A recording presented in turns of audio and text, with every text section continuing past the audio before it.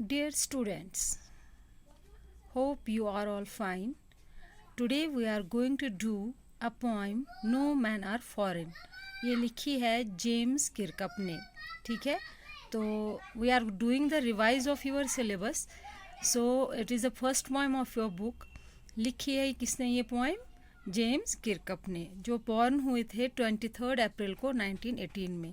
He is a prolific English poet, translator and travel writer. He was brought up in South Shields and educated at Durham University.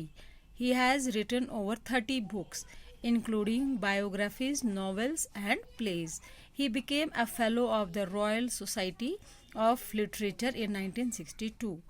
Amongst his honors, Kirkup held the Atlantic Award for Literature from the Rockefeller Foundation in 1950. He was elected and Fellow of the Royal Society of Literature in 1962.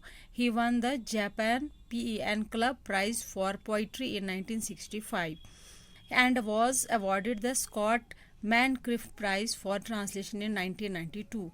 And in 1997, he was presented with Japan Festival Foundation Award and invited by the Emperor and Empress to the Imperial New Year Poetry Reading at the Palace in Tokyo. Means ये जो James किरकप थे, इनको काफ़ी ज़्यादा इज़्ज़त बख्शी गई थी, बहुत ज़्यादा इनको मतलब नवाजा गया था ऑनर से, और इनको बहुत सारे प्राइजेस भी मिले थे इनकी पोइट्री में. ठीक है, अब देखिए ये पोइम किसके रिगार्डिंग है. Universal brotherhood is the paramount need of the our.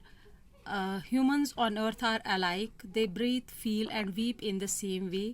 Why differentiate on the basis of caste, creed, color, gender और religion? देखिए ये लिखा गया है कि यूनिवर्सल ब्रदरहुड, जैसे हमारा आजकल का जो माहौल है हमारी दुनिया में, हमारे मुल्क में, तो उसके हिसाब से हमारे को मिलजुल कर भाईचारे में रहना चाहिए, क्योंकि ये इस वक्त की इस मतलब नीड है, हमारे इस टाइम की ज़रूरत है आजकल हमें बिल्कुल अपने साथ एकजुट होकर खड़े रहने की. Humans on earth are alike, क्योंकि देखिए हर एक इंसान जो है वो सेम है. दे ब्रीथ, वो सांस लेते हैं, क्या सांस लेते हैं, एक जैसी हवा में. रोते भी एक जैसे तरीके से है.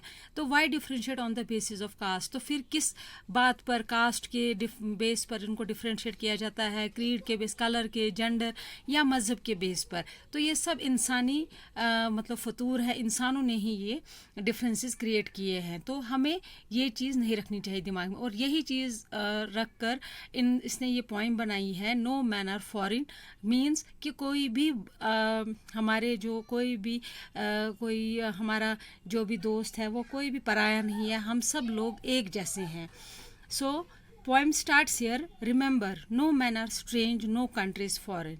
बोलते हैं कि ये हमेशा याद रखें कि कोई भी आदमी जो है वो अजनबी नहीं है, और कोई भी मुल्क जो है वो फॉरेन नहीं है, मतलब विदेशी नहीं है. कोई भी मुल्क ऐसा मतलब बाहर का नहीं है. क्यों? Beneath all uniforms a single body breathes, क्योंकि बीनीथ ऑल यूनिफॉर्म्स मीन्स कि हमारी जो बॉडी है, हर एक यूनिफॉर्म हमारी चाहे कुछ भी हो, लेकिन हमारी जो बॉडी है वो एक जैसी है. हवा भी एक जैसी, हमारी सांसें जो हैं वो एक जैसी चल रही हैं. Like ours the land our brothers walk upon, एक जैसी हम एक ही धरती पर, एक ही ज़मीन पर चलते हैं. जहाँ दूसरा भाई चलता है वही एक भाई दूसरा भाई भी चलता है. Is earth like his in which we all shall lie. Is earth like his in which we all shall lie, और अर्थ जो है वो भी हमारी एक जैसी है, तो जहाँ पर हम सबको मतलब दफन हो जाना है, इसी मिट्टी में हमें दफन हो जाना है.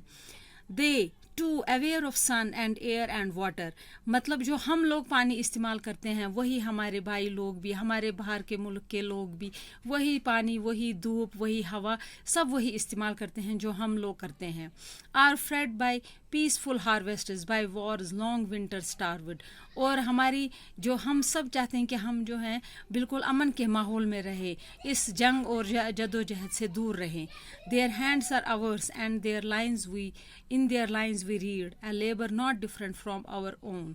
बोलते हैं जंग से बेहतर है कि हम लोग अपनी मेहनत की फसल उपजाएं, हमारे हाथ एक जैसे हैं, हमारी लकीरें एक जैसी हैं, और हम पढ़ते भी एक जैसा हैं, मतलब जो भी हमारी किस्मत में में होगा वो सब एक जैसा होता है, हम लोग मेहनत भी एक जैसी ही करते हैं।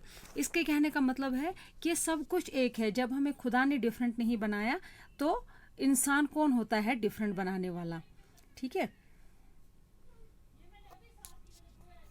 तो इस तरह से आपने देखा कि मतलब क्या पॉइंट कहना चाहता है। Remember they have eyes like ours that wake, ये भी याद रखिए कि उनकी आंखें भी हमारी जैसी ही हैं, सेम आंखें हैं जो हमारी हैं। जैसे हम जागते हैं वैसे वो भी जागते हैं, और स्लीप जैसे वो सोते हैं हम भी सोते हैं। And strength that can be won by love in every land is common life at that all can recognise and understand. बोलते हैं कि चाहे जितनी भी मेहनत क्यों ना करें, जितना भी हमारे के लिए प्यार है और जो हम ज़मीन है, हम सब कॉमन चीज़ें शेयर करते हैं, सब कॉमन चीज़ें हम शेयर करते हैं, ठीक है।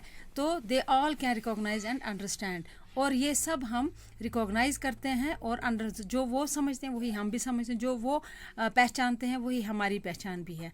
Let's remember whenever we are told to hate our brothers it is ourselves that we shall dispossess betray condemn remember who take arms against each other.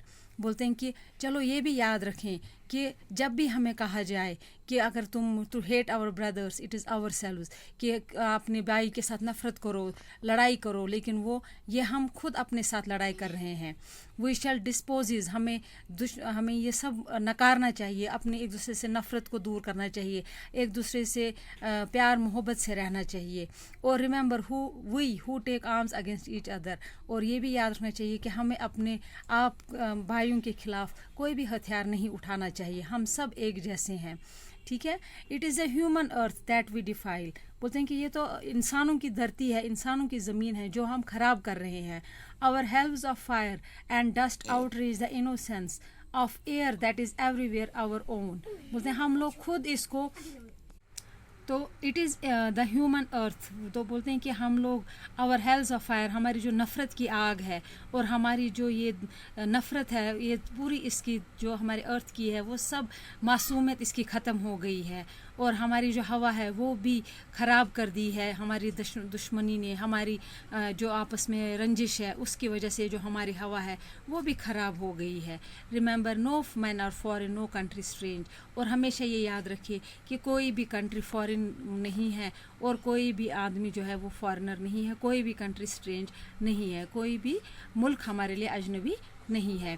ये सब हमारे ऊपर है कि हम कैसे अपनी धरती को सुंदर बनाएं और स्वर्ग जैसा बनाएं, ठीक है।